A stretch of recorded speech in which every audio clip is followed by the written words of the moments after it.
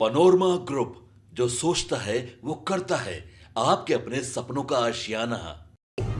जदयू कोटे से केंद्र सरकार में मंत्री और मुख्यमंत्री नीतीश कुमार के करीबी ललन सिंह ने एक ऐसा बयान दे दिया जिसके बाद राज्य ही नहीं देश भर में बवाल मच गया। ललन सिंह ये कहते नजर आए थे कि जदयू को मुसलमानों का वोट नहीं मिलता है, जिसको लेकर कल पूरे दिन। नमस्कार, आप देख रहे हैं सिटी पोस्ट लाइव और मैं हूं आपके साथ हर्षिता प्रताप सिंह। जदयू कोटे से केंद्र सरकार में मंत्री और मुख्यमंत्री नीतीश कुमार के करीबी ललन सिंह ने एक ऐसा बयान दे दिया जिसके बाद राज्य ही नहीं देश भर में बवाल मच गया। ललन सिंह ये कहते नजर आए थे कि जदयू को मुसलमानों का वोट नहीं मिलता है, जिसको लेकर कल पूरे दिन जमकर बवाल हुआ। आखिर क्या वजह रही ललन सिंह ने ऐसा बयान दिया, ये हम समझेंगे हमारे मैनेजिंग एडिटर श्रीकांत प्रत्युष जी से। देखिए, क्या वजह रही अब तो ललन सिंह जी ही बताएंगे, लेकिन उनके बयान को लेकर राजनीतिक गलियारों में चर्चा जरूर हो रही है कि भाई ऐसा बयान ललन जी ने क्यों दिया। क्योंकि ललन सिंह तो केंद्रीय मंत्री हैं, जेडीयू के राष्ट्रीय अध्यक्ष रह चुके हैं। उनके बयान को आप हल्के में भी नहीं ले सकते हैं और वो बहुत नपा तुला बयान भी देते हैं। ऐसा नहीं है कि उठपटांग बयान देते रहते हैं जिसको आप नज़रअंदाज कर दीजिएगा। वो नपा तुला बयान देते हैं और उनके बयान का मतलब होता है। उन्होंने कहा कि नीतीश कुमार ने बहुत काम किया अल्पसंख्यकों के लिए। ये भी कहा कि जितना काम नीतीश कुमार ने किया लालू यादव ने नहीं किया, लेकिन फिर भी अल्पसंख्यक जेडीयू को वोट नहीं देते हैं। तो उनकी बात में एक हद तक सच्चाई भी है कि अल्पसंख्यक दिल खोलकर नीतीश कुमार का साथ नहीं देते। नीतीश कुमार बीजेपी के साथ रहते हुए भी अपने सेकुलर क्रेडेंशियल को लेकर चिंतित रहे हैं, उसको बचाए रखने की कोशिश भी करते हुए दिखाई देते रहे हैं, लेकिन फिर भी उनको भरपूर समर्थन तो कभी किसी चुनाव में नहीं मिला। लेकिन ऐसी भी बात नहीं है कि नीतीश कुमार को अल्पसंख्यक का वोट मिलता ही नहीं है। अगर बिल्कुल नहीं मिलता तो मुझे लगता है कि उनकी मुश्किल बेलागंज में भी हो जाती, वहाँ भी उनको वोट मिला है अल्पसंख्यक का, मैं तो गवाह हूँ। और उनकी मुश्किल कभी वो इमामगंज में भी हो जाती है और कभी वो कटिहार और किशनगंज जीतने का सपना भी नहीं देख सकते थे, तो वहाँ भी जीते ना भाई, इस बार भले हार गए। तो अल्पसंख्यक कम ही सही वोट देते रहे हैं, कम ही अल्पसंख्यक हैं जो विकास को मुद्दा बनाकर वोट देते हैं, लेकिन हैं और देते हैं विकास को मुद्दा बनाकर, और नीतीश कुमार को फायदा मिलता है। लेकिन ललन सिंह ने जो ये बयान दिया है तो चर्चा हो रही है कि क्या अब बीजेपी की राह पर जेडीयू है। ये भी कल बयानबाजी हुई विपक्ष की ओर से कि अब ललन नहीं रहे नीतीश कुमार के, अब ललन भाजपा के हो गए। हाँ, देखिए, पहले भी इसी तरह का आरोप लगा था ललन सिंह पर, जब वो केंद्र में मंत्री थे उस समय भी, आपको याद होगा, और राष्ट्रीय अध्यक्ष हुआ करते थे जेडीयू के। तो उन पर आरोप यही लगा था कि भाई वो तेजस्वी यादव को सीएम बनाना चाहते हैं। नीतीश कुमार उस समय तेजस्वी यादव के साथ थे, डिप्टी सीएम। तो उन पर आरोप लगा था कि ये तेजस्वी यादव को सीएम बनाना चाहते हैं और उसी वजह से उनको राष्ट्रीय अध्यक्ष से हटा दिया गया। तो आरोप ये भी लगा कि भाई वो, एक बार तो आरोप लगा कि अब लग रहा है आरोप कि वो बीजेपी के करीब हो गए हैं। आरसीपी सिंह पर भी इसी तरह का आरोप लगा था ना, केंद्र में मंत्री थे और आरोप लगा कि वो बीजेपी ने उनको अपना बना लिया है और नीतीश कुमार के लिए नहीं बीजेपी के लिए काम कर रहे हैं। तो उनको भी छुट्टी हो गई, उनकी भी छुट्टी हो गई, नीतीश कुमार ने हटा दिया और दोबारा राज्यसभा भी नहीं भेजा, आज हाशिए पर हैं। ललन सिंह पर भी इसी तरह का आरोप लगा था कि पार्टी तोड़ सकते हैं, तेजस्वी यादव को मुख्यमंत्री बना सकते हैं। तो नीतीश कुमार ने एक्शन लिया और राष्ट्रीय अध्यक्ष, कार्यकारी राष्ट्रीय अध्यक्ष संजय झा को बना दिया और ललन सिंह को केंद्र में मंत्री बना दिया। अब ललन सिंह फिर बीजेपी की राह पकड़ते हुए दिखाई दे रहे हैं, क्योंकि वो जो लाइन है वो बीजेपी का है। क्या ललन सिंह बीजेपी की राह पकड़ रहे हैं या पूरा का पूरा जेडीयू अब बीजेपी की हिंदुत्व वाले नैरेटिव की राह पकड़ेगा? अब मुझे नहीं लगता कि ललन सिंह अकेले बीजेपी में जाने की योजना बना रहे होंगे। ललन सिंह केंद्र में मंत्री हैं, भला अभी बीजेपी की सरकार केंद्र में भी, बिहार में भी नीतीश कुमार के सहयोग से चल रही है, तो ऐसा तो कुछ नहीं करने के सोच रहे होंगे। उनका दुख यही था कि भाई नीतीश कुमार ने बहुत कुछ किया अल्पसंख्यकों के लिए, लेकिन उन्होंने वोट नहीं दिया।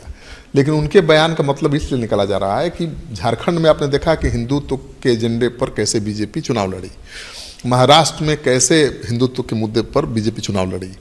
एक रहोगे तो सेफ रहोगे, ठीक है, बटोगे तो कटोगे। तो महाराष्ट्र में कितना फायदा हुआ, लेकिन झारखंड में वो नहीं चला नारा। तो ऐसा लगता है कि उनको लगता होगा ललन सिंह को या जेडीयू को कि बिहार में बीजेपी भी उसी एजेंडे को लेकर आगे बढ़ेगी। और बीजेपी के रुख से तो तेवर से तो साफ लगता है कि बीजेपी हिंदुत्व के एजेंडे पर ही आगे बढ़ेगी, अगला विधानसभा चुनाव लड़ेगी। तो जेडीयू हो सकता है कि अब भाई उसी एजेंडे को अपना ले, क्योंकि बीजेपी के एजेंडे से अलग होकर बीजेपी के साथ रहते हुए चुनाव लड़ना भी बड़ा मुश्किल काम है।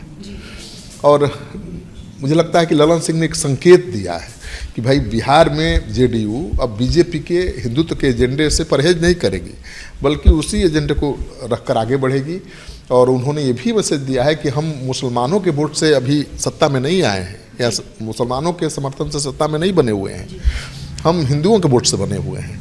और मुझे लगता है कि ये बड़ा संकेत इसमें छुपा हुआ है। भले ललन सिंह सफाई दे रहे हैं, क्योंकि चौतरफा हमला हो रहा है, पार्टी भी साथ नहीं दे रही है, क्योंकि पार्टी को चिंता है नीतीश कुमार के सेकुलर क्रेडेंशियल का।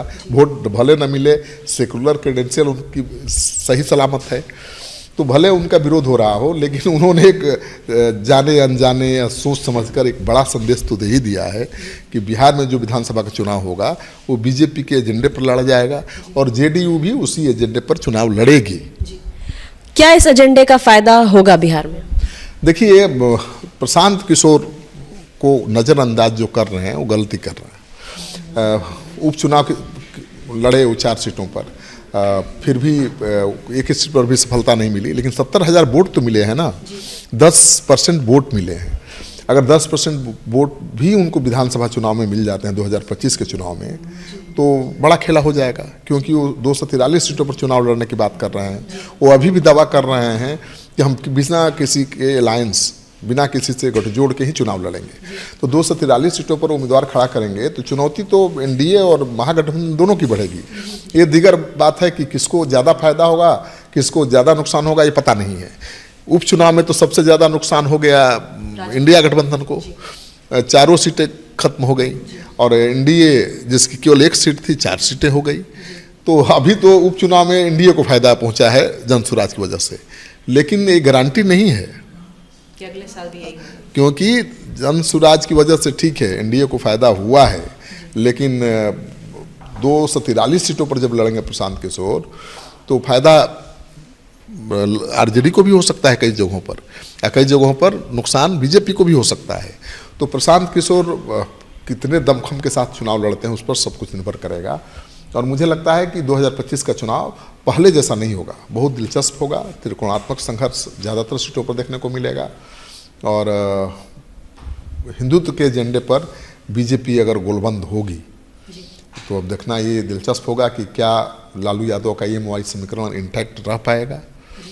अगर लालू यादव का EMI समीकरण इंटैक्ट रहता है, जैसा कि उपचुनाव में तो बिखराव का शिकार देखा, आपने देखा ही, EMI समीकरण इंटैक्ट होता तो बेलागंज में हराना बड़ा मुश्किल था आरजेडी को, लेकिन वहाँ हार गई आरजेडी, जेडीयू जीत गया। तो EMI समीकरण में संधमारी तो हर जगह दिखी है, हर सीट पर दिखी है।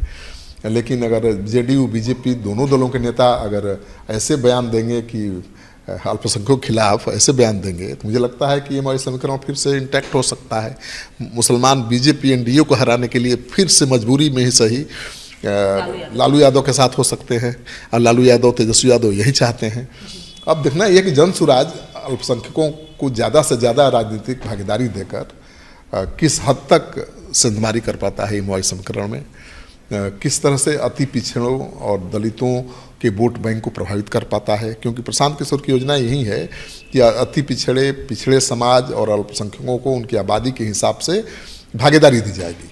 तो अभी तक तो कोई दल ऐसा करता नहीं रहा है। सबसे ज़्यादा संख्या तो अति पिछड़ों की है, फिर पिछड़ों की है, फिर अल्पसंख्यकों की है।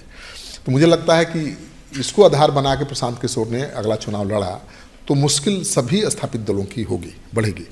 जी, तो ललन सिंह ने बयान तो दे दिया, इस बयान के बाद बवाल लगातार जारी है। क्या सेकुलर इमेज के लिए जाने जाने वाले नीतीश कुमार एक रहोगे तो सेफ रहोगे के नारे पर बिहार में आगे बढ़ेंगे? इस नारे का क्या नीतीश कुमार को फायदा होगा या फिर फायदा लालू यादव को पहुंचा देंगे? प्रशांत किशोर क्या कमाल कर पाएंगे? ये कई सवाल इस वक्त उठ रहे हैं। फिलहाल इस खबर में इतना ही। आप आगे की खबरों के लिए देखते रहिए सिटी पोस्ट लाइव। धन्यवाद।